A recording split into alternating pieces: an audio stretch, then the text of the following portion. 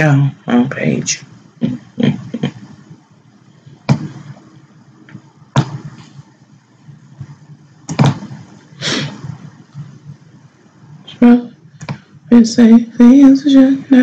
Hi, Serendipity. How are you this evening? I refresh my page because it's red, critical as usual, to see if it'll come in better, stronger, more sustainable, possibly. About something. And that's on our way.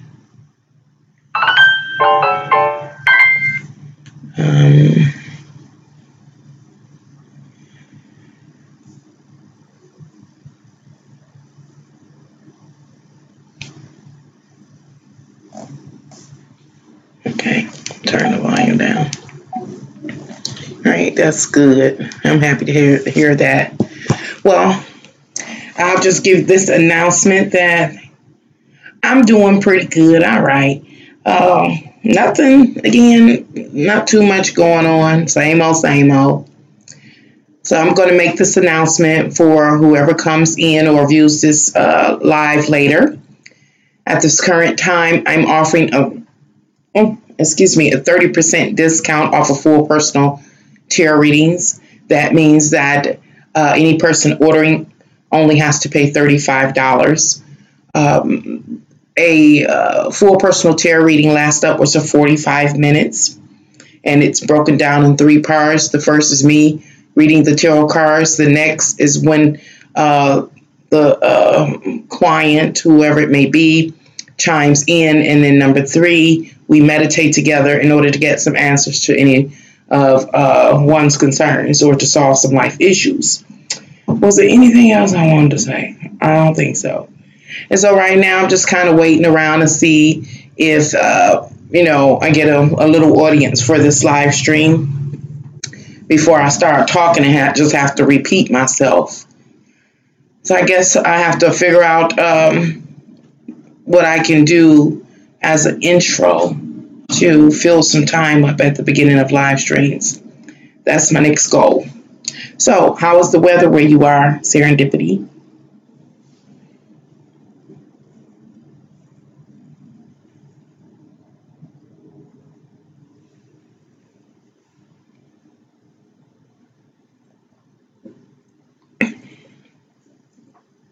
Hello, all that have joined the room. Tonight, I'm having a discussion. As you can see, the topic is here on the screen next to me, and it's about the term or the statement, incomplete statement, I am. It's an incomplete statement, too. The other day, I just covered an incomplete statement, and the incomplete statement was, I love you. In the last live stream, I shared how those three little words that begin to create a statement is incomplete. And what else I say? It was incomplete and unfinished. It's an unfinished statement. So I guess Divinity has me dealing with unfinished statements. Huh? I'm in Atlanta, Georgia, and it's hot, cold. Not stable at all. I mean, soon as I go live, I guess that's the downside of having other people in the home with me. My children so again, I'm waiting a little longer. I'm just going to wait about another 45 minutes. Then I'm going to try to create this here live stream and cover this topic on the statement, the incomplete or unfinished statement, I am. And so in about 15 seconds, I will begin. But of course, excuse me, Leo, Mom. I'm on live. Yes. I'm live. Okay.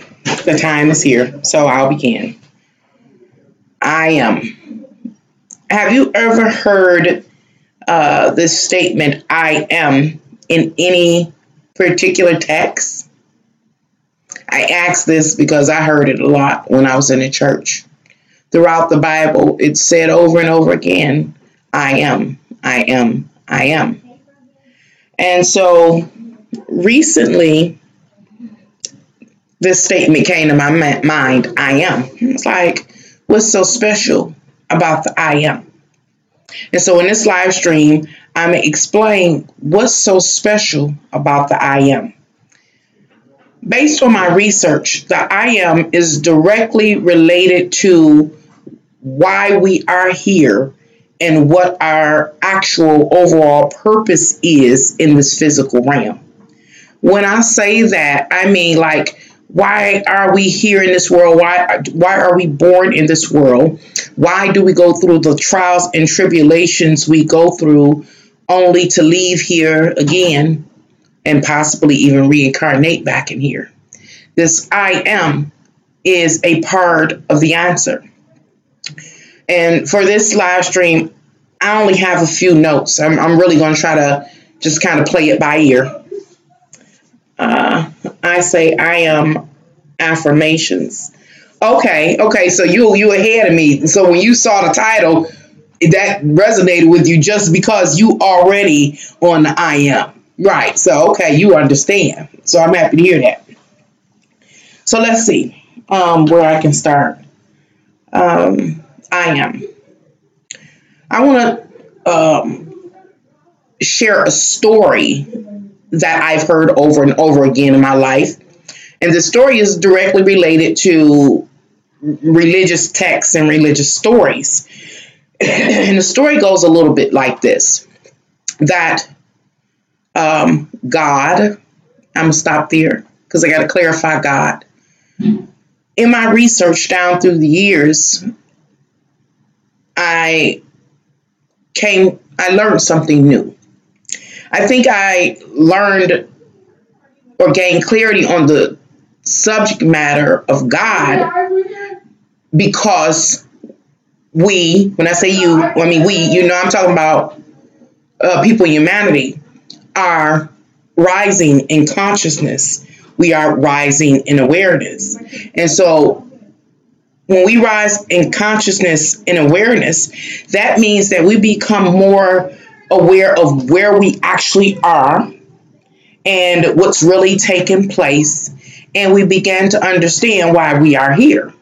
So when it has come to God throughout my life and all of my experiences and my research, I realized that the God that I was taught about when I was going to church, that omnipresent, all-loving, merciful God, is not the God of this physical realm.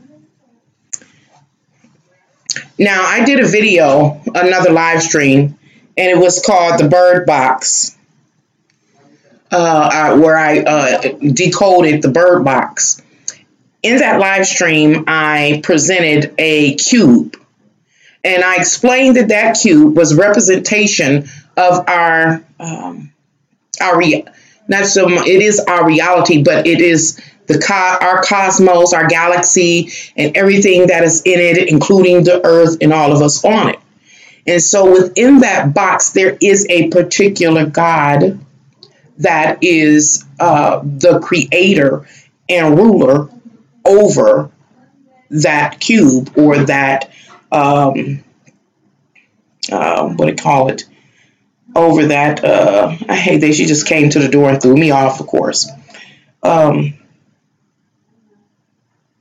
that, I'll say dimension. Now, I know this video is going to be highly controversial if people watch it, and they're going to get very, very angry. And that is going to occur because I'm going against their beliefs. And so I'm okay with that. But I'm going to share because I want to explain how the I am plays in or explains why we are here and what the purpose is. And so I'm going to try to do that without notes. So here's the story. When it comes to God, that the God of this realm is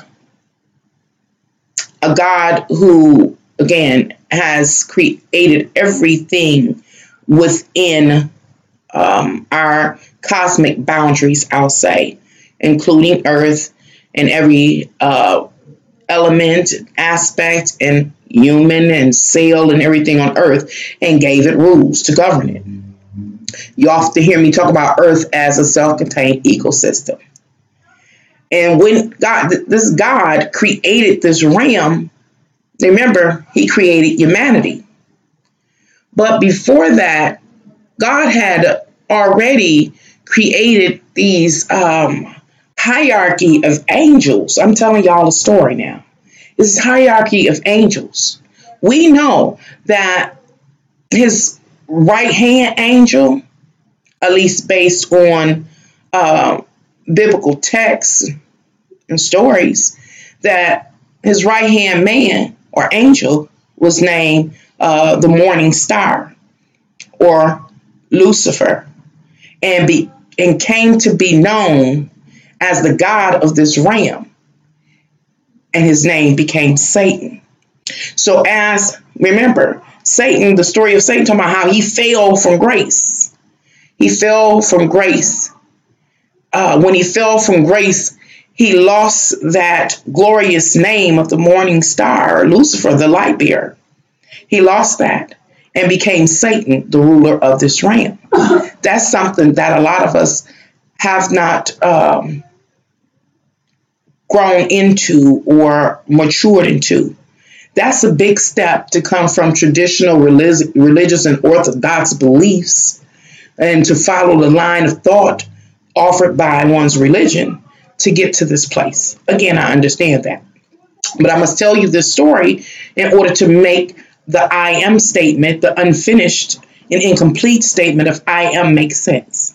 So I continue. So when God made humans, he saw that Satan, that he had did a good thing. And so this is the original man. That's a whole nother thing. So we're somewhat of a different or a mutated version of the initial man. So anyway, God saw that he did a good thing. And Satan and other angels similar to him were commanded by God or divinity to honor and worship man. And I think God dang it, I had the little scripture and I didn't close the box. God dang it, I closed the box. Yeah, I did. I closed it. Oh, but I can find it real quick so I can read it. So y'all don't think I'm just making up stuff. Because I know to a lot of people, certain information is new and strange to them. But I grew up hearing this story over and over and over again. Now, at this point in time of my personal enlightenment, I understand. And so I just want to share this particular Bible verse with you. Now, as I always say here on YouTube, I'm not here to convert anybody. I'm just using the tools that I have had access to, the primary tools I've had access to in the course of my life, and how now, again, upon my own personal level of ascension, I become to understand what some of the text really meant. And in order for me to get to this place, I had to visit many different parts of the world, study many different religions, and I had to live life. And I also had to be a witness to other people's lives in order to come to understand this stuff. And so I share, just to give you something to think about. So right now, I'm about to read this scripture, Hebrews chapter 2, 6 through 13, in the New International Version. This is not the one I had, but let's see. And the reason why I'm reading this particular verse is because this is how Lucifer and other angels like himself responded to God. I can't say divinity, to God or Satan. No, I'm getting mixed up because it started with, let me try to clarify. All right, Lucifer. I am live, and I told you I was going to be live. So please don't do that because I already don't have any notes. Let me clarify. Divinity, the God that we believe that we're worshiping, did create a being similar to us. It was a much more advanced human being. And when divinity created this advanced human being, he saw that he did a good thing.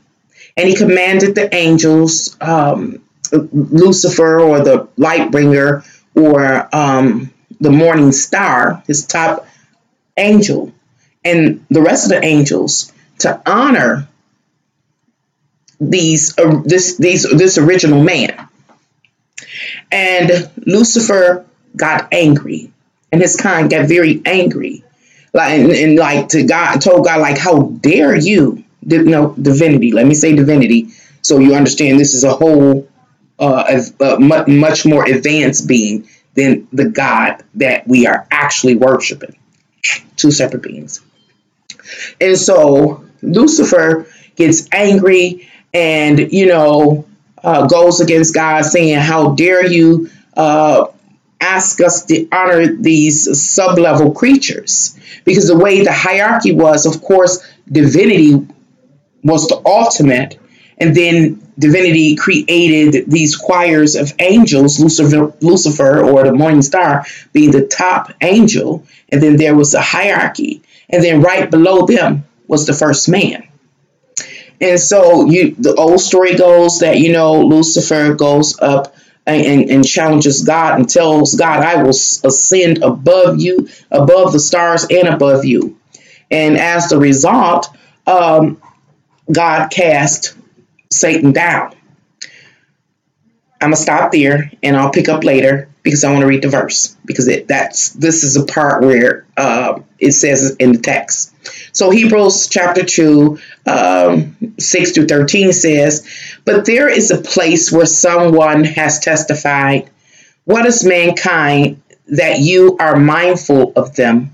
So what do we have here? We have Lucifer speaking with divinity. It says, what is mankind that you are mindful of them? A son of man that you care for him? You made them a little lower than the angels. You crowned them with glory and honor and put everything under their feet. In putting everything under them, God left nothing that is not subject to them. Yet at present, we do not see anything subject to them. But we do see Jesus, who was made lower than the angels for a little while, who crowned with glory and honor because he suffered death, so that by grace of God he might taste death for everyone. That's not what I was really talking about. I just wanted to share the conversation that Lucifer began to have with divinity. Going on to chapter 10, because there's more that I want to point out, is in bringing many sons and daughters to glory, it was fitting that God, for whom and through whom everything exists, should make the pioneer of their salvation perfect through what he suffered. Both the one who makes people holy and those who are made holy are the same family. I want to reread this particular sentence because this is so relevant. And the sentence is verse 11 that says, now this is talking about God's power. It says that both the one who makes people holy and those who are made holy are the same family. Right now, that doesn't make sense. I think I need to make it make sense now because I'll forget later. Now, when God created the angels, now this is how the story goes. When God created the angels, he made them perfect and they were holy. They were made to be perfect. They were supposed to be flawless. But when he created man, man was not perfect. I'll say perfect. How can I say this? But there was a way to make them perfect. And the way to make them perfect was to permit man or humanity to go through the karmic cycle of life. The karmic cycle of life begins with this statement, I am. I'm going to stop there. I need to jump around a little bit. Let's see.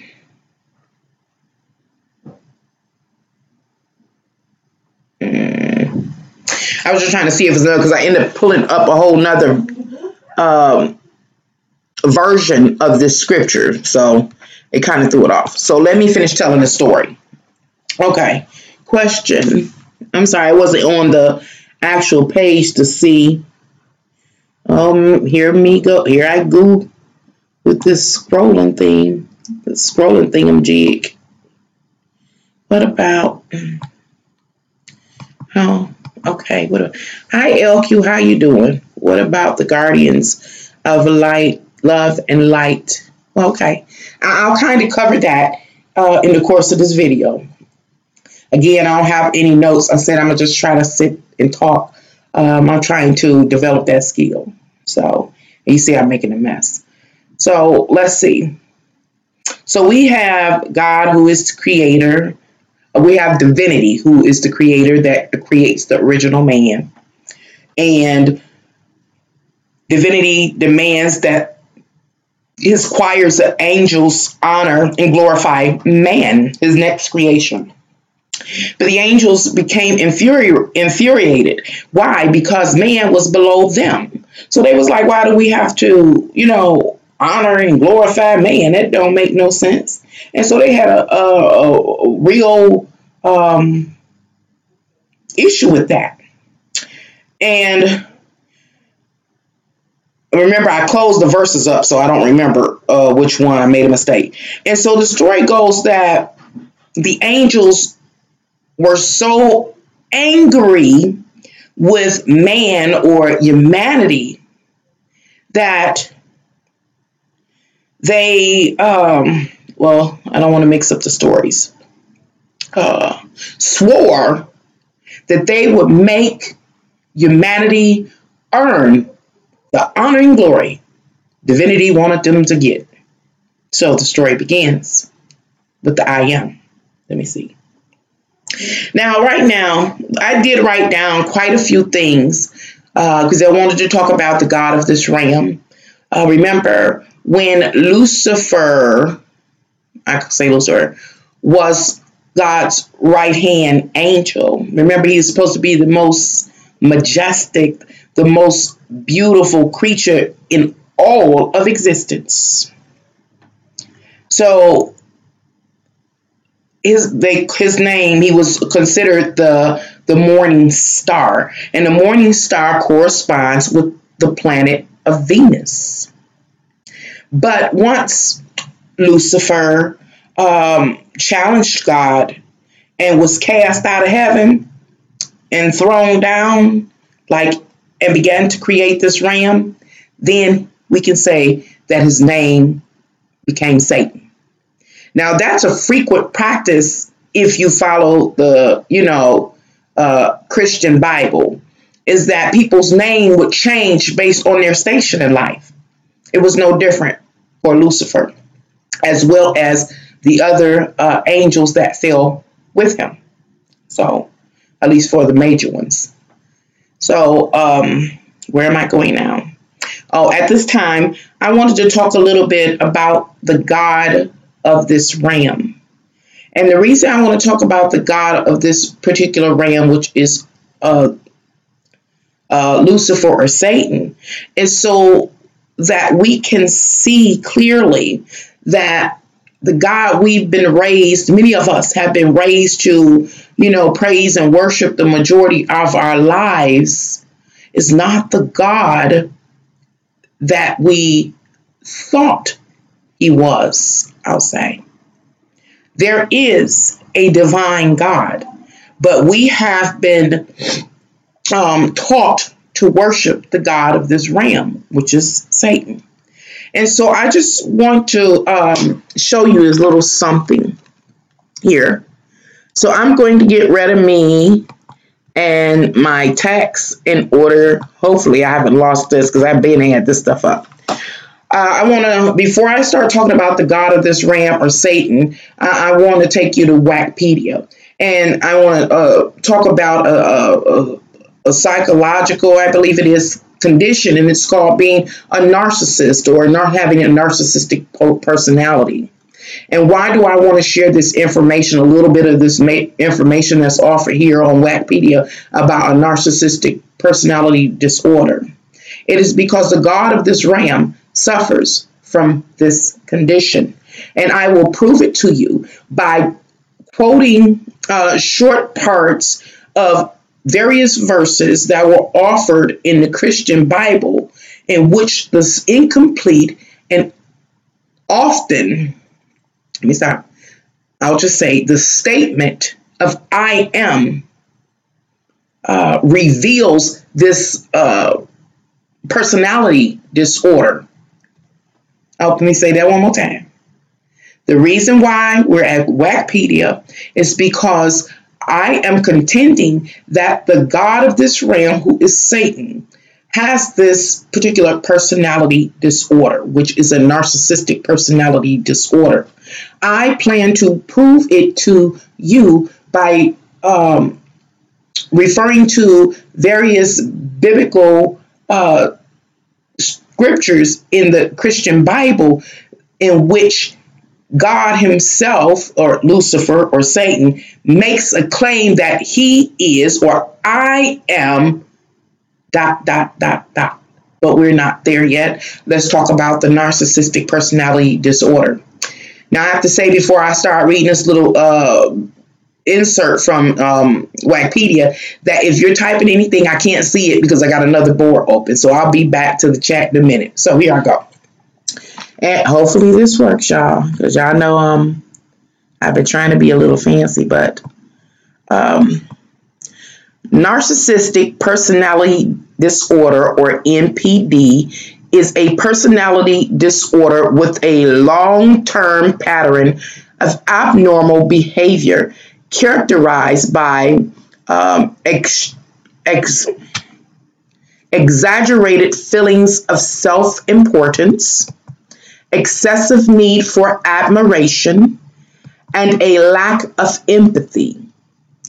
Those affected often spend much time thinking about achieving power or success, or on their appearance. They often take advantage of the people around them.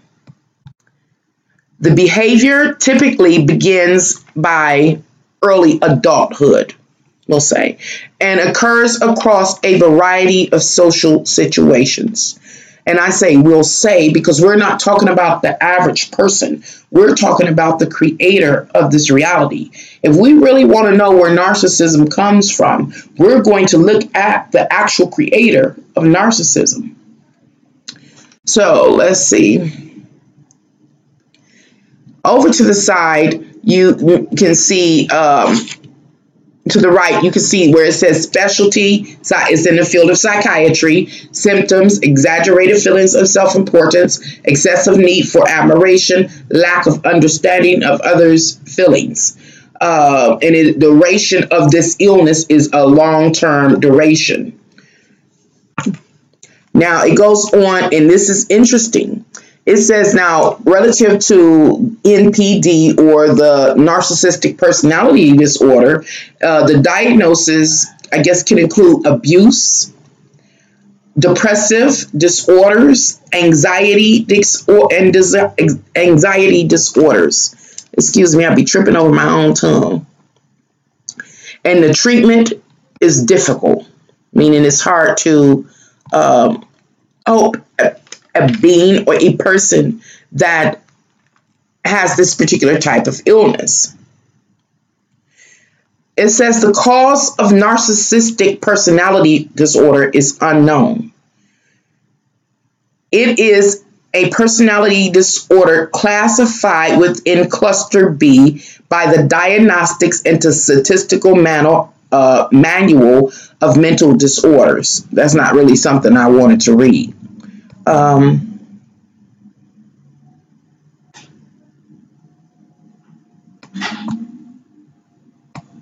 There was something else I want to read. I have to learn how to highlight.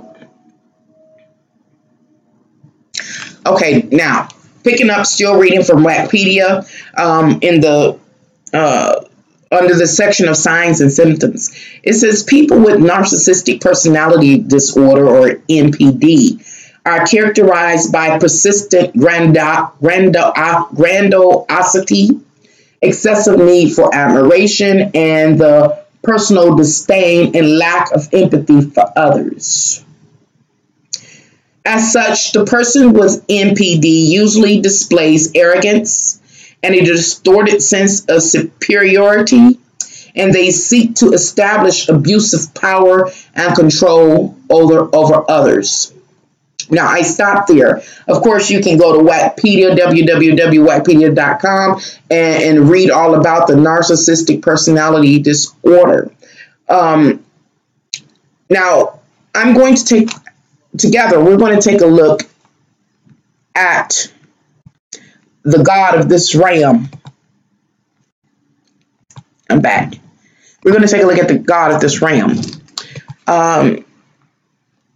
So that I can show you from scripture that the God of this realm, Satan, is the epitome of a narcissistic personality disorder. Of course, I can't go through the whole Bible and point out the various activities of this particular God in order to help to support my understanding about his nature.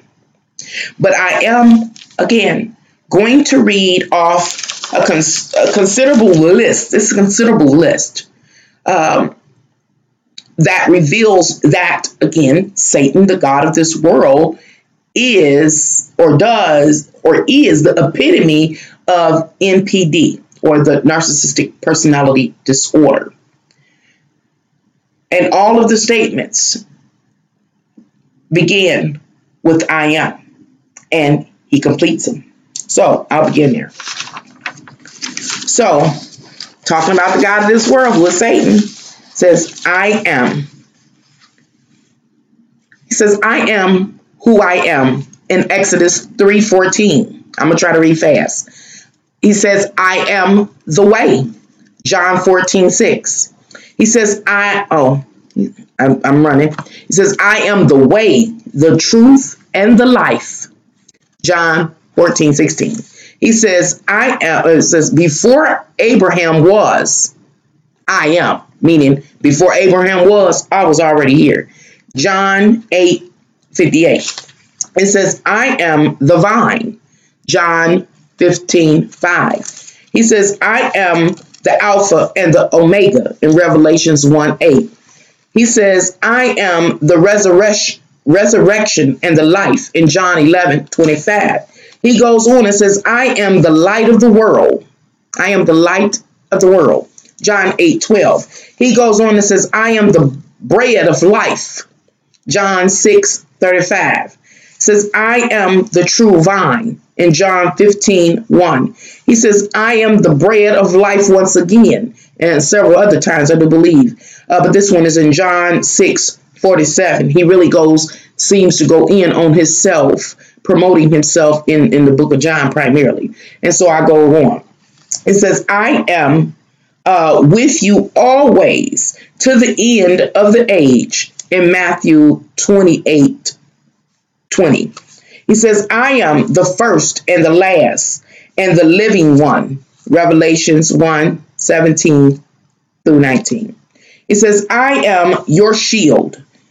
Your reward shall be very great, in Genesis 15:1. He says, I am the living bread that came down from heaven. He says that in John 6:50 through verse 60 through 71. He goes on and says, I am the Lord, in Leviticus 19:28. He says, I am where I am, you may also be, in John 14, chapter 14, verses 1 through 31. He says, I am he. John 18:4 through 8, verses 4 through 8. I am with you. I am your God, in Isaiah 31:10. I am the good shepherd, in John 10:11. It says, I praise you for, let me stop. This would be you or a follower speaking. It says, I praise you. I am fearfully and wonderfully made. Wonderful are your works. So this is a follower or worshiper praising the God of this world, who is Satan. And that is in Leviticus chapter 18, verses 19 to 23. I go on. And the God of this world says, I am the door. John 10:9. Goes on. He says, I am he. You will die. I am he. You will die in your sins. I think I wrote that wrong, but you can go check it out. John chapter 8, verses 24. It goes on. It says, I am the Lord, your healer. Exodus 15:26. He goes on and says, I am the Son of God. Grand by association, huh? John 10:36. I'm the son of your God. Who you really think you praying to? I am his son. Ooh, that's some deep stuff. Anyway, I go on. He says, behold, I am alive forevermore, and I have the keys of death and Hades. This mother sucker's so bad that he can overcome death and Hades. Revelations 1 through 18. 1:18. And finally, oh no, not finally. That was it. I only wrote a few notes. And why do I go through reading all of those? It is because the God of this world, who is Satan, has NPD, a narcissistic personality disorder. Satan is the epitome of this psychological or personality disorder. And not only is Satan narcissistic, remember, he was angry at God for asking him or demanding him and other angels like Satan to honor and glorify man, who in the ranking was right up under him. So let me see how this transition can go. Because you got to remember that in the heavenly state, that the first man, Adamus, let me refer you to a text. I didn't look it up. Is the book of Enoch. I do believe the book of Enoch. This is a part of the Apocryphon where you can find the remainder of the story, or the parts that were left out of the story. I asked you, have you ever read the Bible? If you read the Bible, and you said, hot dang, something just seemed like it just cut off suddenly, or it doesn't make sense, or it's incomplete and not finished. Well, if you go check out the hidden books that were not permitted, the way I understand it, to be a part of our Bible, for a great reason, you will see those parts that were, again, left out, clipped out, unfinished, when it didn't make sense. Again, it's called the Apocryphon, and the one I'm referring you to, because I think it's Gosh dang it, how many books? 70, 60 or 70 something books. I forgot. But the one I'm referring to is the book on Enoch. And then there's also a apocryphon with the book of Adam and Eve. And it talks in detail about Adam and Eve's life and what they went through. That's a heck of a story. Okay, so I move forward. So Satan creates this ram, and he also creates us. How can I say this? See, most of you might not have read like the Apocrypha, so I don't know how to make this transition make sense. I'm going to have to jump. So what you are going to experience is a jump, because I don't want to go into the detail like with the information in the Apocrypha, because it goes very, very deep. Again, I do ask you to go over and check that out if you're willing to do so, if you're ready to expand your mind. And so I am going to take a jump from the celestial ram, the heavenly ram, into the physical plane in which Satan has created. Now, remember, Satan was very, very angry. And so he swore vengeance. He says, if I am to honor and whatever, worship man, if I got to bow down to man, then they gonna earn it. He told God, if you gonna love them more than me, then they gonna earn it. That is why Satan created this realm in short. Remember, Satan, Lucifer, or the morning star is one and the same. And that being is what we call God. And I believe most of us have been worshiping for many years, thinking that we were worshiping divinity, but we were not. We were honoring and giving homage to the God of this realm. So, this realm was created intricately. It was created in a way that it could pacify humans' nature, humans' physical five senses. It's very luxurious, lavish even. And here, oops, here. Hi, Terry. I didn't see you say something. Wayne is doing a series on Lilith. I saw that. I know Wayne. I saw him. I'd have found him too. I'm looking all over. They keep throwing stuff up, and I'm starting to watch now. Really want to hear this. Yeah, I'm going to check that stuff out too about Lilith. Yeah, as you know, she's represented in astrology too. Yeah, so I mean, look at all of this information. I sit up and say, well, how, y'all? I'm off the video, the topic right now, just to sidebar a little bit. But I'm like, how is it that for 70 years, people went to church, and I can only really talk about like my community and my environment, but how did people go to church all this time and their minds never evolved. They never saw that there were, again, glitches and incomplete statements and unfinished stories. And they dedicated their lives and they invested a lot of money into something that didn't make sense and, again, didn't have power.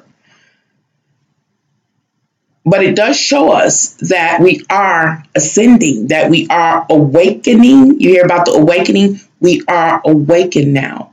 And it's only taken, well, I can't say only, but since I've been born, can't even say since I've been born, but really that shift has taken place in the last, I'll say, 20 to 30 years, that humanity, the people in humanity are beginning to wake up. Now, I know it depends on what religion you're in and what you're taught and all those various philosophies and things.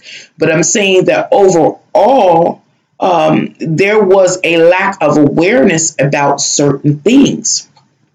Now, I share these texts with you so that you can research. But a lot of the knowing that I've acquired in my life, and I really believe that a lot of other people that may be teachers or philosophers or whatever their state the fame is that a life taught us. My awareness, I woke up and I began to see, and it was from life. So life was the original teacher. And I think when some of us begin to see, we become afraid. We don't want to be the outsider. We don't want to be crazy, et cetera, et cetera.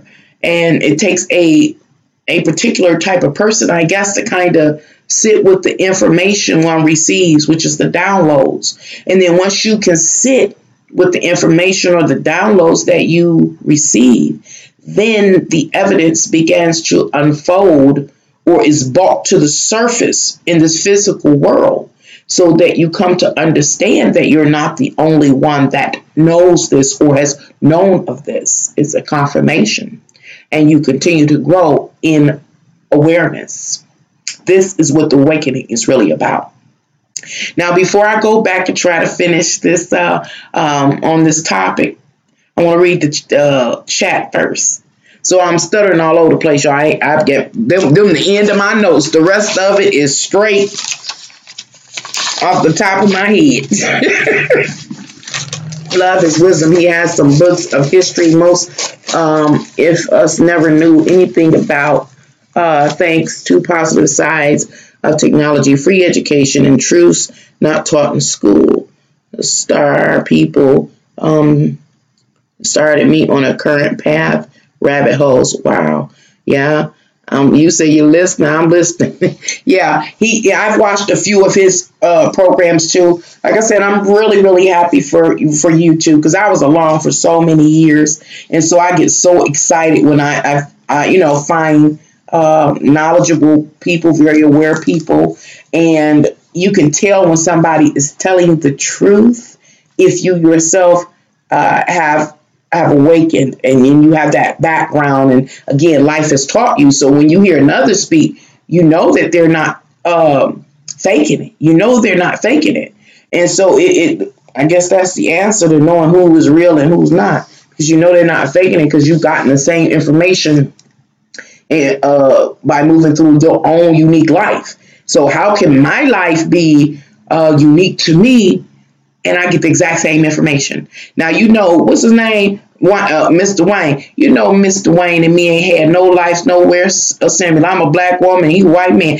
Our lives totally separate. He'd have had high advanced jobs, and I'm just here. I ain't, ran a daycare. That's about it. But still and yet, we have the same information. And that is across the border when it comes to people that really know this information. I guess that's why they call it esoteric information, because only a select few will hear or see, that kind of thing. And so I think it's about acceptance, number one. And we've been brainwashed so long again, it's hard to let go. We're very loyal and faithful to our beliefs. But the time has come that I believe by the time I finish telling you this story, the time has come for us to release those antiquated half-truths associated with religious teachings and doctrines.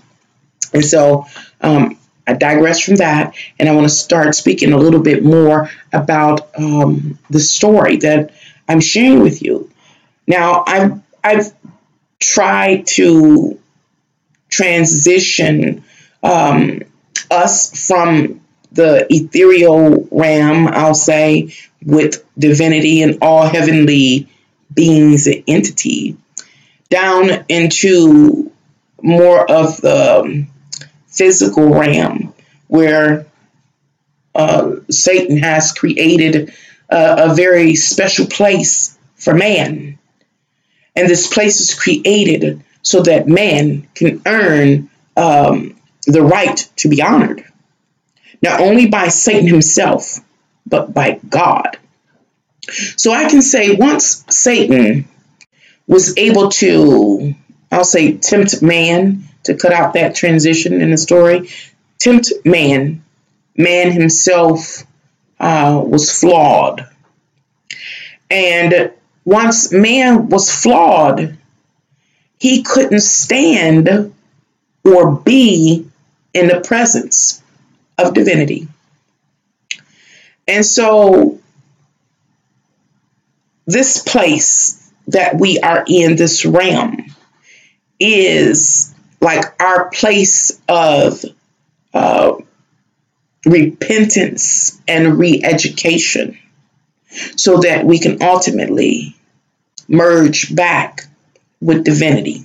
You may have heard me say this before in older videos a few years back.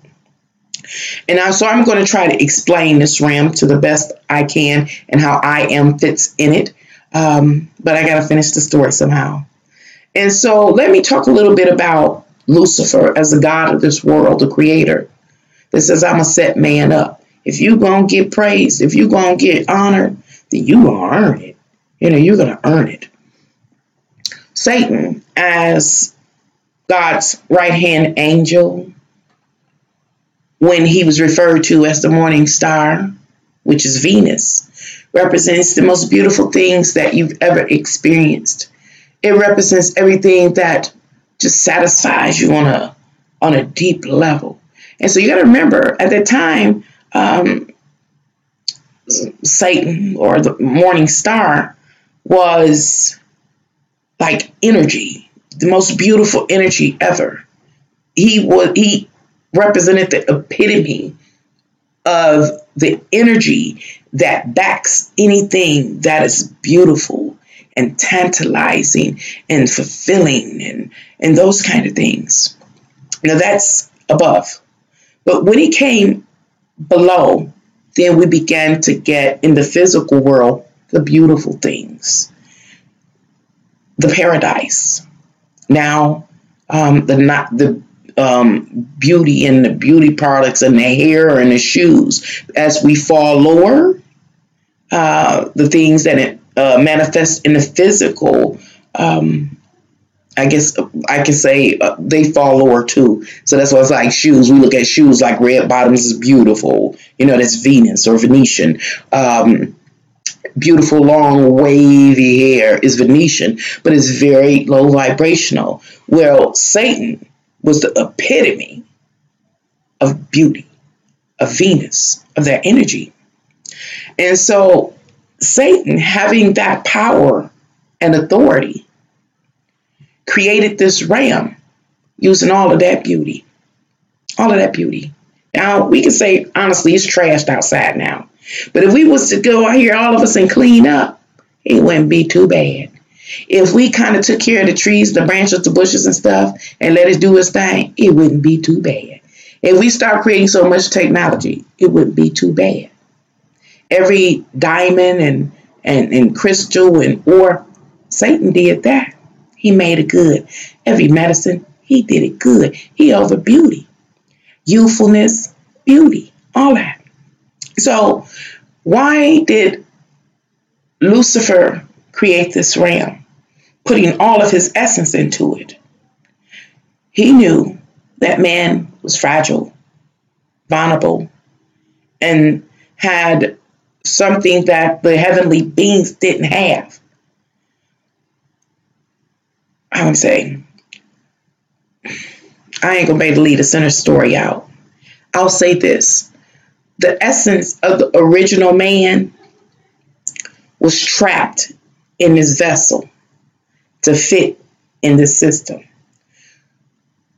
That entrapment led to the human condition. I'm trying to cut the middle of the story out, y'all. Led to the human condition. And so when we humans are confronted with something that is beautiful, that satisfies our palate, or tantalizes us, and with the touch and the seeing and the smelling and the tasting and the sexual embraces and all that steamy, lovely stuff and the good food and the colors and everything. That is something that is like our kryptonite. And Satan knew it. If I get them in these suits, this stuff that I create going to be their kryptonite. And what they will do is what humans will do is they will fall farther and farther out of the grace of divinity. And I will show divinity that is not appropriate for us to honor and worship them. I will show divinity it's not appropriate for him to hold them in high esteem, especially over the angels. So we're in this realm,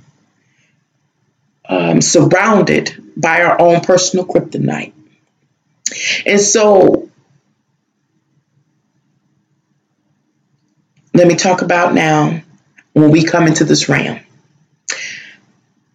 When we come into this realm, we enter. At the time of our entrance, there is the astrological snapshot of the celestial sky. The celestial sky is like, I would say, the boundaries of this realm that Satan rules. So when we slide in, that snapshot is taken. It is a story or blueprint of our lives. And that story or blueprint of our lives suggests what we need to do in order to prove ourselves worthy of being honored. It shows us where we need to be re-educated in order to take our place back in the ethereal realm or with divinity. So, right now, I'm talking about that snapshot in the sky. In astrology, it's called an astrological wheel. The astrological wheel is broke up into 12 houses. It moves from the first house all the way to the 12th house. It's a cycle. The very first house is Aries. And what is Aries' motto? It is I am. So, I am, as it is written here, is an incomplete and unfinished statement. Whether it has to do with me, you, or any individual in humanity. So, I guess I could try to use me to, try to make it make sense so I don't get confused and confuse you. Hi, Oliver. Oh, it is Valentine's Day, ain't it? You see, y'all know I ain't got no love in my life. Happy Valentine's, y'all. All is love to you. I'm moving in slow motion. Doing the Matrix over here, y'all. Hello, happy Valentine's. Who are the lovers in the house? Says go back and watch his. Okay, Wayne is awesome spirit. And he seems very friendly. He really does. And he just casts blessings upon people. He casts blessings. Yes, he do. He has had a life. You would be amazed on his own streets at 14. Really? I didn't get that from him. He was being rough at 14? Being tough? Wow. If that's what you mean. He's so weak. What? Really? Oh, okay. I didn't know he was wild like that. Was a part of the LSD experiments. What? Of all kinds of life experience. He knows herbs, spells, love them. Really? See, the videos that I've seen, I've only seen a few. I know he was in the church, and he was like me in the church, and I guess one day he said it just not making sense. Now that part I do know, and that he's married, those kind of things. Hello, Gretchen. Oh my God, dad abuse, really? I'm gonna have to go check out some more of his videos. I didn't know all that. You never know. You can never judge a book by its cover. I would have never thought any of that. That is amazing. Well, he seems like he is an overcomer, definitely an overcomer. What are we talking about, y'all? We're talking about another YouTuber, another YouTube channel, and his name is Wayne something. Y'all can scroll back up to the top. She said his name. She's a nurse. His wife is a nurse. Yeah, and because he has really deep videos too. He dealing with Lilith now. I know that because I said I was gonna go back over there and watch some of his videos. I'm getting all the information I can get because I've hit this. I feel like I've hit this this plateau or the ceiling, and I'm not learning. But then that's also me rushing and being impatient because remember, I'm 49 years old and I testify to y'all what I know came from my life experiences. So now that I'm so aware, I'm excited and I'm ready. Come on with the next thing. Now, I don't want the bad stuff to happen, but that seems to be what happens for me to learn. But I just kind of want to learn more. And so I've been asking God, it don't matter to me if it's Satan or divinity, y'all, I need to understand what's going on. And so that's when I talked about Fernando. I had been asking, and I came across where they suggested Fernando's video. YouTube suggested Fernando's video on the side, and so I clicked him. That's the same way I found Wayne. That was about 2 months ago. I found him. Got to go back and watch some more. And so I've been asking because I was like, I need somebody. It's nobody here. I enjoy talking to you, ladies and gentlemen. But I need to be able to hear somebody else's expression, somebody else's life and how they learned and what they learned because I'm ready to advance. I'm so eager now. And so I guess me finding Wayne and Fernando was a way for divinity to kind of pacify me and calm me down because I was very anxious. I've been very anxious, but I'm a little more calmer now. And so, amazing. Yes, this is no info out there. Trust me. All right. I'm 53. Wayne is 63. Is he 63? He looks really good. Oh, God, Wayne, with your bad self. Okay. So if y'all want some more deep esoteric information, you can go visit Wayne. You can visit Mr. Fernando, because I'm going to be going over there too. He's touched my soul, tears. I felt connection with him. Yeah, because he really tells the truth. And that's what I say. Like you say, he's touched your soul, meaning your soul has, remember, been impacted by your life experiences or past life experiences. So this is how it's supposed to work. Your soul has this imprint. So when you encounter people and when they speak about certain topics, you know it because you've already lived it, you experienced it, you witnessed it.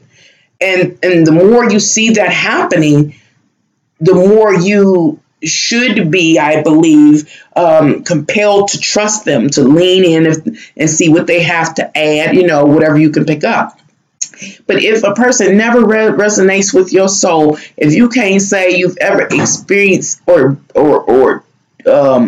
witnessed such things as they speak of, then you're not ready for their level, most likely. But it may tell you that information is not correct. Either it's not correct or you're not on that level. One of the two.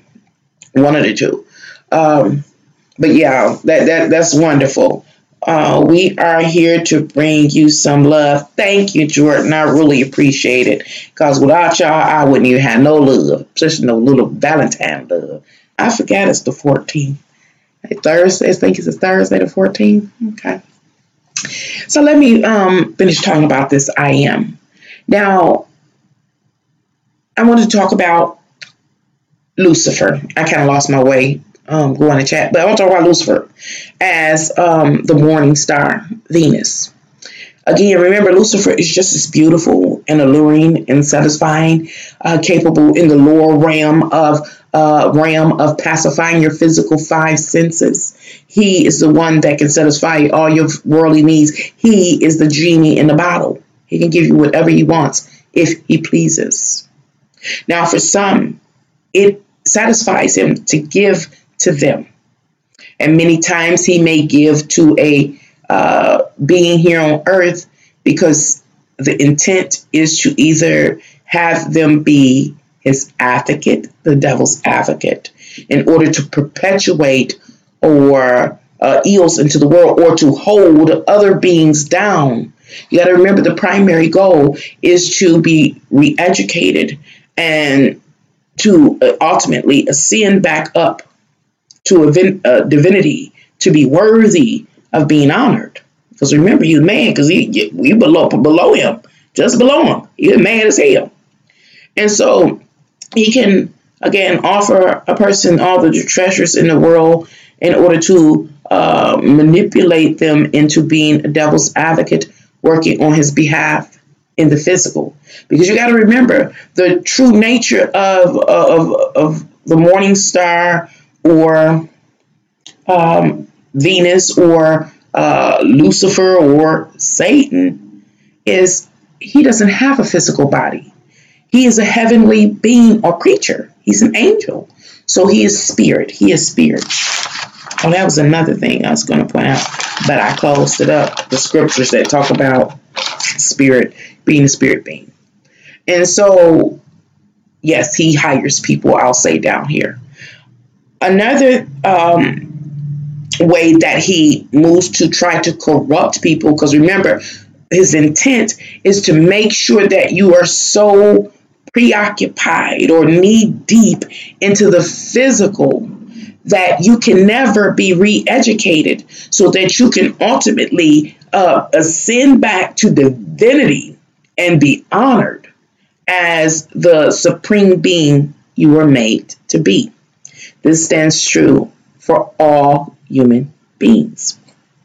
And so Satan, or Lucifer, or the morning star, will also give his treasures, his beautiful treasures, to a person in order to get them, again, bound up or preoccupied, so that they won't see, so that they won't even have the desire to be re-educated, being lost in the physical. And that's one of the main, hi, Redbird. Is this a Christian channel? No, it's not a Christian channel. I just talk about where spirituality and physicality meet. And right now I'm talking about how, I don't even finish my statement. I got to learn to finish my statement as I lose my place. Right now I'm talking about how the statement here, I am, is an incomplete statement for many humans. They don't understand it. For many humans, it's been presented to them in religious texts, but I don't believe he understood the significance of this term or the statement, I am, and how it is an incomplete and unfinished statement.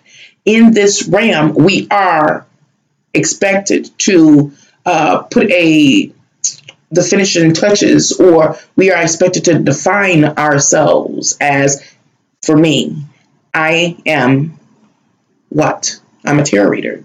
I am Nancy. I am a mom.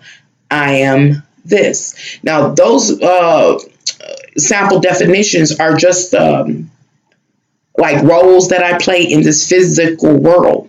But each one of those roles I play in this physical world has experiences that exist in order for me to play that role. And those experiences are what teach me or re-educate me. So one or two things. Either I can be re-educated, whatever that experience brings. I'll say with just being Nancy. I am Nancy. Whatever the experience that comes to me as Nancy, either I can learn from that experience and be re-educated and come to understand that I am not just a physical being. I am a spiritual being. I can come to understand that. That's a part of being re-educated. I may come to understand that I am Nancy, is this physical vessel is temporary, and that eventually I have to let it go. And I have to, my spirit or my soul has to go somewhere afterwards. Now, either my soul can be re-educated, healed, and made whole, and ascend back up to divinity and be honored. Or if I am Nancy and I live my experiences as Nancy and I do not learn. I never learned that my physical body and spirit are two different entities, and never coming to understand that one day they will separate, or nor coming to understand that my soul or my spirit never dies. It is transformed and it must go somewhere. Remember, energy doesn't die, it's only transformed. If I never come to understand that, then I may never get re-educated. Therefore, I will be falling further and further away from divinity and from actually taking my position in which I can be honored. You get what I'm saying? And in that case, me as Nancy, would be descending possibly down into a hell state. Now, I have to say this is a complication associated with this live stream I'm trying to do on this subject matter of I am, is that I'm not just talking about here in the physical. I'm also talking about in the spirit. Remember, going back to the original story of divinity, creating the choir of angels with the morning star, Lucifer, as his right-hand angel. And then right up under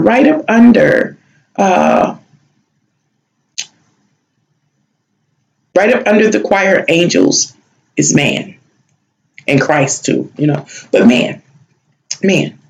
And why is the verb? Forget. What was I about to say? Don't get lost, Nancy. Don't get lost. I am. And how I was talking about how there to the earth. Okay. So that is the spirit realm, I'll say, or the ethereal realm. But when man takes on the vessel in the physical form, then we are in physicality in the lower realm. That's the as above, so below concept, right? Here in this physical, we still have that spirituality and physicality happening right here where we are. The difference is, remember, in the ethereal realm with divinity and all the heavenly creatures, they don't have physical bodies and vessels like we know them down here. That only exists here in this realm. We're made of these particular materials because it is a part of this realm. And so we are dealing with two things at the same time. And the spirit, or the soul, I'll say the soul, has the potential to get lost in materialism and physicality. And why is that? Because long as the soul is in the body, it is subjected to the human condition. It's subjected to passions and desires and longings and urgings. We've talked about these things before, and you can get so lost in it, you don't want to let go. So if in the course of your life, you never learn what needs to be learned, examples I gave is about the separation of the soul from the physical. That's just one example. If you never learn and you stay connected to this material, physical world through longings and urges and desires, then that's where the concept of reincarnation comes in. When you leave here in the last house of the zodiac, the 12th house is the exit house. When you finally go, you will just recycle right back in here and start again with the spell of forgiveness on you in the vessel that you come in. But right now, we're not talking about the 12th house. We're talking about the first house. And the first house is the Aries home, and Aries model is I am. The reason why the first house of Aries I didn't finish my thought. Okay. The reason why the first house of Aries motto is I am, because think of a baby coming in the world, first house, entrance, bringing all past life experiences, if they've ever carnated in this realm before any other one, coming in, baby comes in. And the first thing it is, I am, as I go, I am baby. I am, what's the name? Mary. I am Peter. That's the first thing that a child is taught when they come here. Now you got to remember that this realm is Satan's. So Satan immediately begins to brainwash us so that we forget. All baby ends up knowing by the time they're one is I am Mary. I am whoever the child name is. And that type of indoctrination continues throughout an individual's life. Then you may go to school and you say, I am a kindergartner. So you see how this is an incomplete statement. I am is an incomplete statement. And this experience in this physical world allows you to finish this statement. But remember, that snapshot in the sky at the time you enter this realm, which is your birth certificate, that can be converted into a birth chart. So a person in astrology can read the stars, is a blueprint of your life. And it suggests the trials and tribulations you must go through, the repentance you must perform in order to be re-educated and healed so that you can do ultimately ascend back to the all. So the I am for each of us is different. Our unique life experiences allow us to, I think his word is expound upon this unfinished statement. As I was using me and saying, right now, when I came in the world, I am Nancy. Then I became a mother. And then I am a mother of 5. And I am whatever my kid's name is, mother. And I am in high school. I am in the field of this. I am a, let me think of something wretched. I am an abortion tech. You know what I'm saying? So I am defines us is what I'm trying to say. So when you think about your own personal life, if you were right, I am at the top of the paper, and then begin to define yourself by the various details of your life, what would that list look like? Would that list look like you are being re-educated, healed, and made whole for the purpose of repenting and ascending back to divinity to take your place where you can be honored by even the angels and God? Does that list look like that? And I say, many of us would look at such a list and say, no, I am not. What you may find is that a person, the kids coming in, a person may be lost again in this physical realm, engrossed in all of the stuff. Now, another thing about the stuff and the experiences in this physical realm, remember, we are not just dealing with physicality, we're also dealing with spirituality. So I'm going to use my little wretched example again. If a person was to say, I am an abortion tech, okay, that's the physical.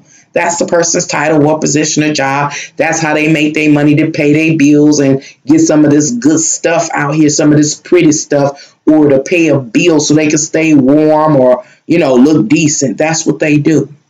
But is that position of being an abortion tech or whatever something that is a work in the physical that can help the soul ascend back to divinity? I would think it wouldn't be. Number one, it is destructive to another soul, because any inflictions that person made upon another not only affected that other, it affected themselves. Even if that person doesn't recognize it in the physical, they can't. They engrossed in whatever they are doing. They are able to pay their bills. They might drive a nice car. They may be able to go out. They may be able to travel. So they don't know it. But their soul does know it, So when a person says, I am in the physical, how to go again? I am in the physical. I am abortion tech. At the same time, it is also foretelling about what is going on above in the ethereal realm. And in short, it can say, I am further away from divinity than I was when I started. Now, that's just an example. I'm trying to get it out with no notes, y'all. Let's see. Okay, thank you. When did you first have your spiritual awakening? Me? It's been my whole life. That's what I don't even know how to explain it, because it's been my whole life. As far back as I can remember being conscious. And I can't even tell you how old I was when I was conscious. Right now, what am I talking about? If you're coming later, I'm trying to cover this topic of I am, without any notes. But right now, I'm stopping and going over into chat and answering some questions. So Jordan asked, when did I have my first spiritual awakening? And so I'm sharing and saying that it's been my whole entire life. As young, I don't remember how old I was, but I was very young, and angels would come visit me. You know how you hear people talking about the kids see angels and fairies and they be looking? Yeah, they came and would visit and talk with me. And so it's been going on my whole life. When I was a kid, I don't know how old I was when my mom let me go outside and play, but I could look up in the sky and see things, I could see people from the past.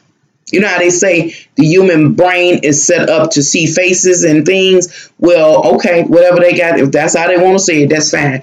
But I could see people that once were in things like trees and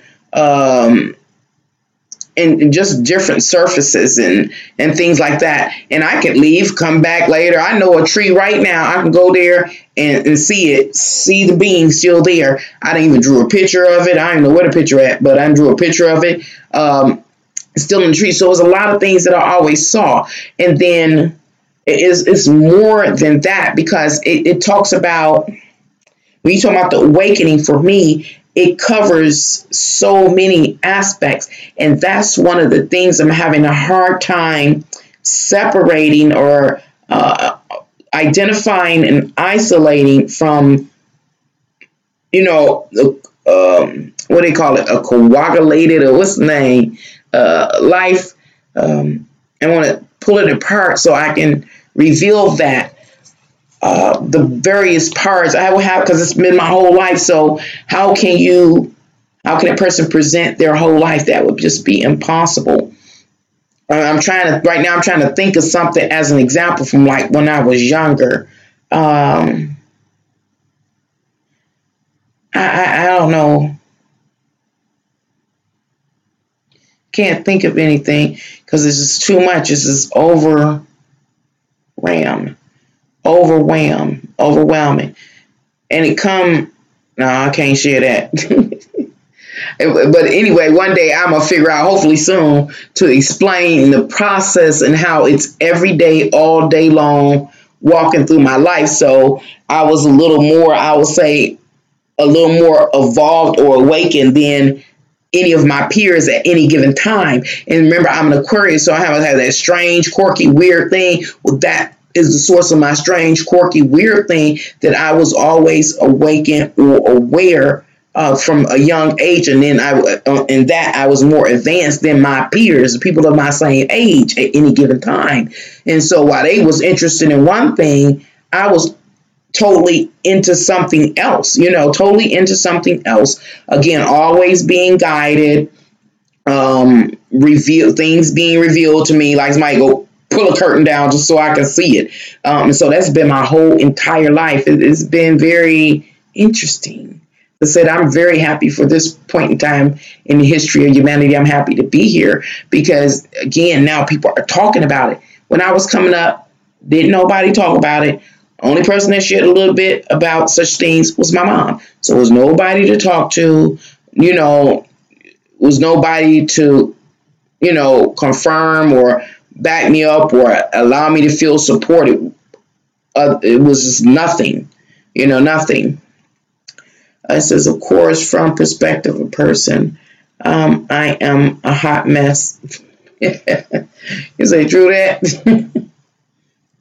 Yeah, but the whole, that boxes us up. I'm kind of confused. What boxes us up and limits us? So I took something out of order. Free thinkers. I found good people on this journey. Yeah, me too. I found good people and I found bad people. And then I can see, what they say, see in the spirit, so I can see the entities within people. I've shared here, like I've seen the entities within myself. And what I try to share is much of what I've experienced, I didn't call upon. I didn't activate. Like when I saw the spirit that dwells within me, or the beast, I call it the beast that dwells within me. I was acting a fool in real time at home because I told y'all my kids had messed up the lottery. I mean, not the lottery. I must have hit the laundry. And I had worked all day long, slaving. It was a hot day. I washed and folded, ironed and folded everything and hung it up, or whatever the case may be. And I had a big walk-in closet, or they had a walk-in closet. I would walk in there, they'd and pulled all that stuff down, stumping all on it, shoe dust all on it. I went crazy. And divinity, I say this is what I'm having a problem with, because remember, there is divinity, and then this is the God of this world. And I can't see for once that the God of this world care if I rage and end up hurting my kids. I can't see that based on his nature. But this goes to show how strong divinity is. If divinity wants to do something, he bypasses Satan. And like he has no, it's like it's mine. It's like it's mine. It's my territory. So Satan is not even of concern to it. Because on that day that I was raging, divinity hand came and yanked me up and woof, threw me across the room. Chair was right there, threw me right in the chair. The chair slid back and boom, hit the wall. When it hit the wall, a double-headed dragon came out and turned around and looked at me like, ugh. And all of it and slobbing. I was like, oh, okay. So those are the kind of experiences I've had throughout my life. And they're very, I don't know, sobering. It's an acknowledgement. But though, I mean, could you imagine that kind of stuff happening quite frequently? I'm never alone. Like if it's a dangerous situation, I'm never alone. Angels come to descend near me, like you see them. And they will come to descend. No, I can't physically see them, but them dragons I saw that double-headed dragon, and it's just like that. Come and tell you the chariot card, them two black and white. But man, it wasn't black and white. I think it was red and black. I don't know. I just know they was drooling and their teeth was long and sharp and their heads was moving like this, looking at me. I'm like, oh. They went back in my neck. So when they talk about that Queen's Beast And people to be talking about dragons, I must be from a bloodline of some dragons. I'm sharing that with y'all. Yes. And so, did they get out? Yeah. Okay. I don't know where the rubber band's at. They just gone. For this tone piece. Okay, you gonna blow dry while I'm on the live. I'm going downstairs. Okay. Yes, it is. I'm trying to get it together. So, I really don't care about you. Yes, you do. You got some conditioner. No, I don't. Get out. I really don't care about you. Oh, please get out. I really don't care about you guys now. Get out. She don't care about y'all because I'm going to put her out. She got to get out. And there's a global awakening going on around the planet. It is. Again, I guess it has to do with the time period. It had to be an appointed time for us to awaken. Oh, but I really want to talk about how it seems like divinity, that which is. I mean, there's no definition, really. We just use terms, but divinity, that conscious. As a conscious is conscious because it's everything, all things, no boundaries, no limits. That thing that is what we will call God. It's like he don't even doesn't even not fazed by Lucifer. He's not fazed by these other angels or entities or principalities that they claim in the story falling. He's not, has no concern with that. Like I said, that day that I was acting the fool, he is like he just rushed out of nowhere, picked me up, poof, and threw me. Message. Like I said, once seeing in the spirit and hearing in the spirit is its own unique experience. So that experience just being picked up out of the, just out of my rage and just being there, being picked up out of nothing. But I could feel it. I ain't seeing him, but I could feel his power. Like, poof. Could you imagine me just getting thrown off my feet, thrown back and right into a chair, perfect pitch, right into the chair. Chair slid back, said, bam, against the wall and bounced back. I was like, and the heads came out. Like, oh, this is fucked up. Okay, but in that, it was more than just, I'll say, a slam. It was a message. Like, control those beasts within you. That was the message. Control them or I'll control you. That was the message. I got the message. I got the message. That's all I can say. I got the message. But I talked about that in the video series I made called The Beast Within. It's about 4 or 5 parts where I talked about the various beasts I've seen within myself, within others, and various things in the world as I've, lived. And I share about some of those.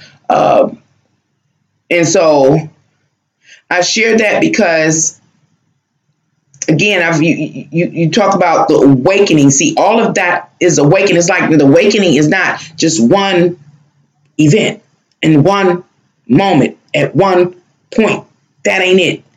The awakening is a progression or a progressive repentance or awakening. First, you have to be re-educated before you can be like re-educated and repent and heal. You have to first acknowledge or be aware. You have to be aware. And so it's always this awareness state. And then another thing is not just taking place in one area or arena of life. It's taking place in everything that is. Everything that Satan has constructed down here, everything that defines our life, everything that defines who we are is taking place with all that simultaneously. And so if this all start barking, I'm at the summons these beasts. I'm telling y'all, I'll be smiling.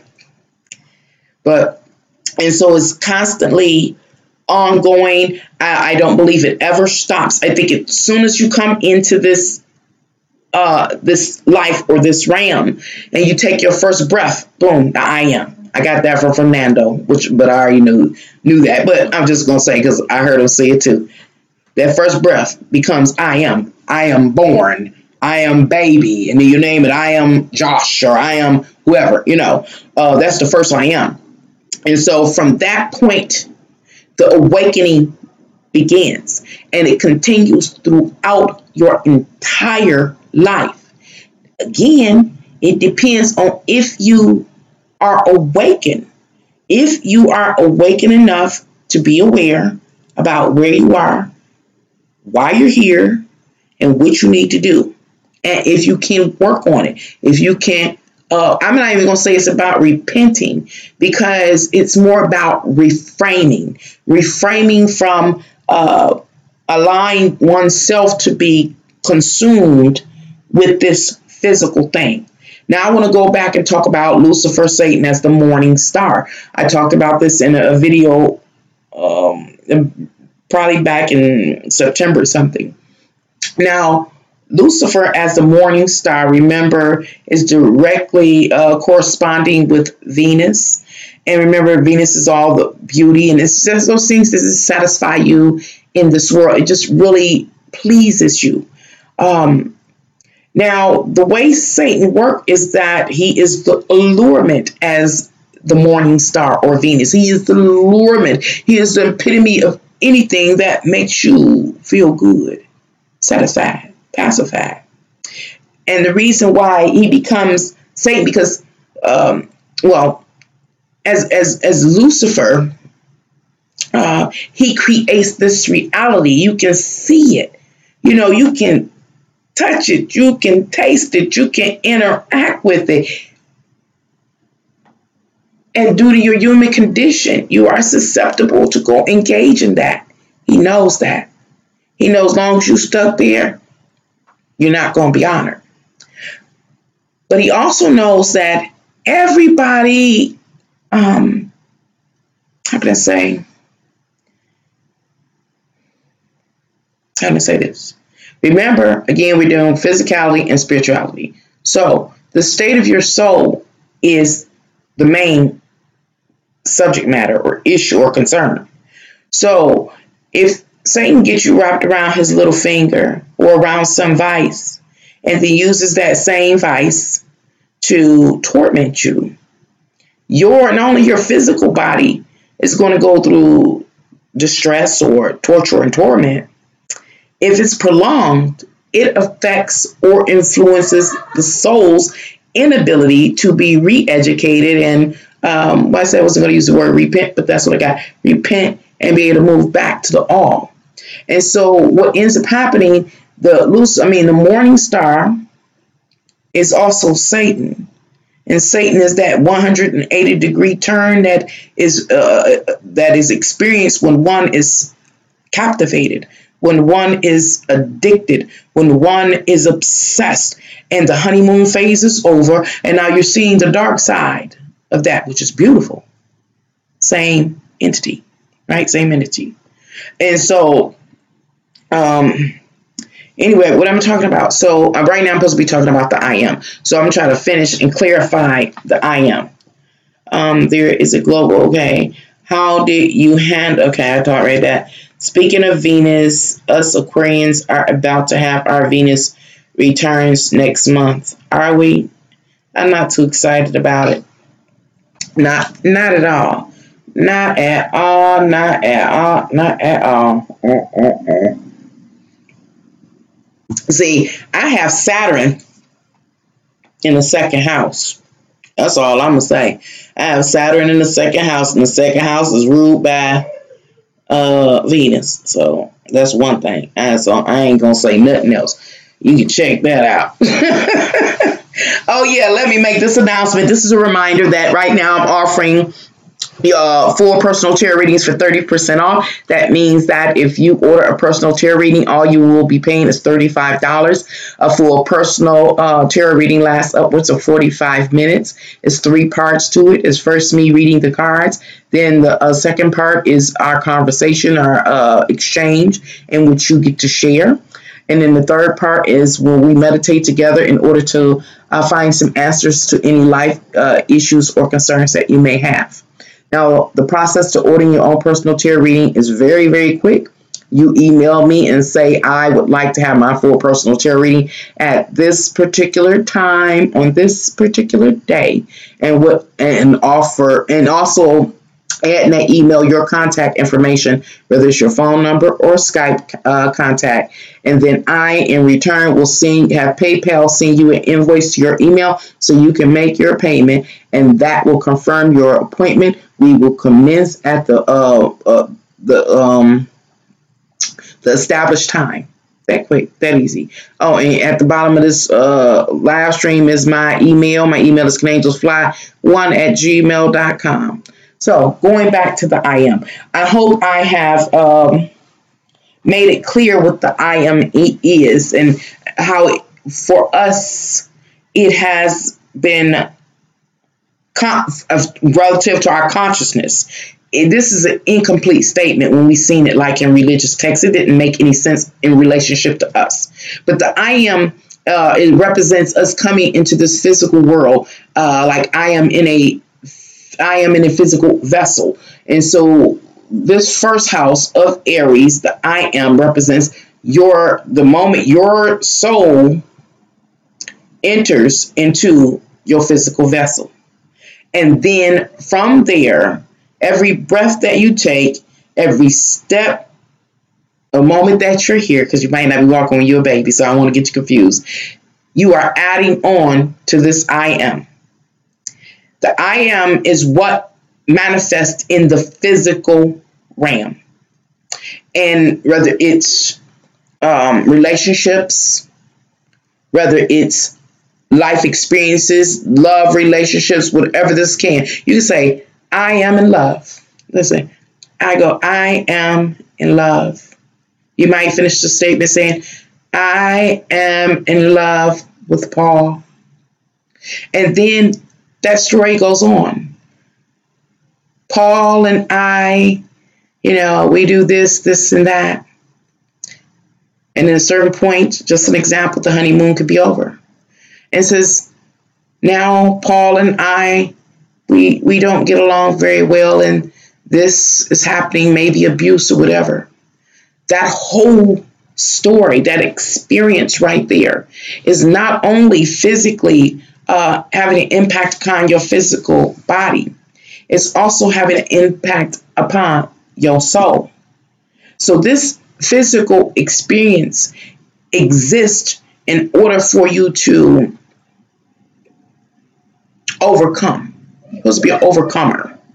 And again, the ultimate goal is to ascend out of this physical vessel back to divinity.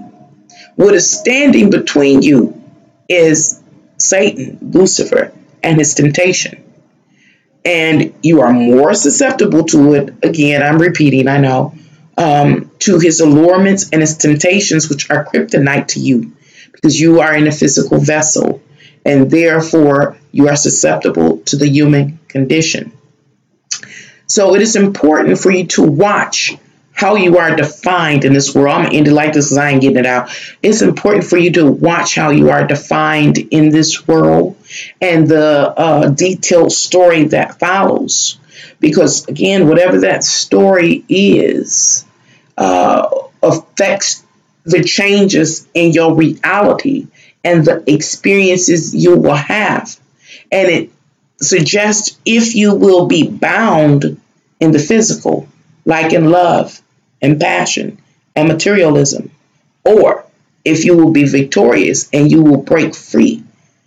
Upon breaking free, like not to be obsessive or materialistic or allow yourself to be beaten and abused and drugged through the mud, but coming to understand self-love and the spiritual gifts, self-love, patience, kindness, having the ability to support another. If those things begin to define you, that is a sign that your soul is being re-educated.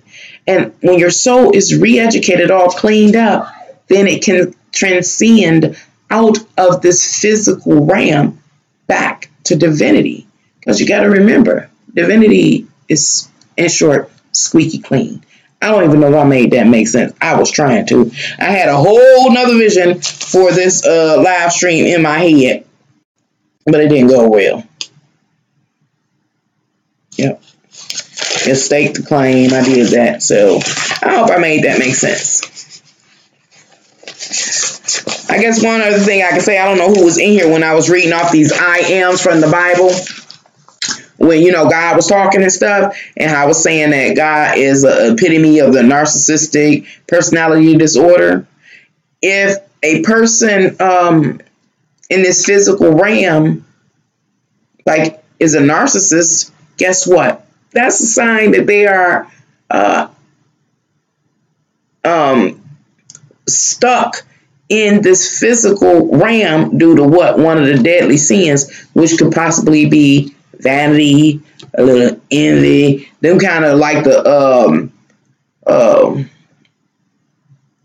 how narcissist operates, it's kind of like their mode of operation. And so that would suggest that you are stuck, you are engrossed in the physical realm, and due to that possession, we'll call it, your soul is not learning what it needs to learn in order to be freed. And so what am I saying in short again? The I am is so very important to make sure that you oversee. And the I am is your stake, your stakes, your that which defines your life, or your stakes to claim. I'm not saying that right. Stakes to claim. I don't know what's been wrong with me. I haven't been able to speak lately, so I do apologize. And I have noticed it, but for some reason right now I can't stop it. So I'm just trying to go with the flow. Stake to fame. Yeah, I am is your stake to fame. It's your accomplishment. Like I am is Aries, but the 10th house is the actual, like the goals, and then 11th house is the accomplishments. These things define you, and the state of your soul. The same things I always say. But anyway, we got this term out. So far, we got 2 incomplete or unfinished terms that we're going to watch out for now. And one is I am. And the other is from the last live stream, which is I love you. You got to be very conscious about the remainder of these statements, or to make sure that they are finished and well defined. Both of them, the end to these statements really determines the status of your experience, or the type of experiences you will have, both in the physical and in the spirit. Now, I've been so tongue-tied, y'all. I'm going to just get off here and try to take a breath. I'll probably see y'all tomorrow at some time just to have some loose conversation about something. So I'll see y'all later on. Bye. Let me see if I can get off here.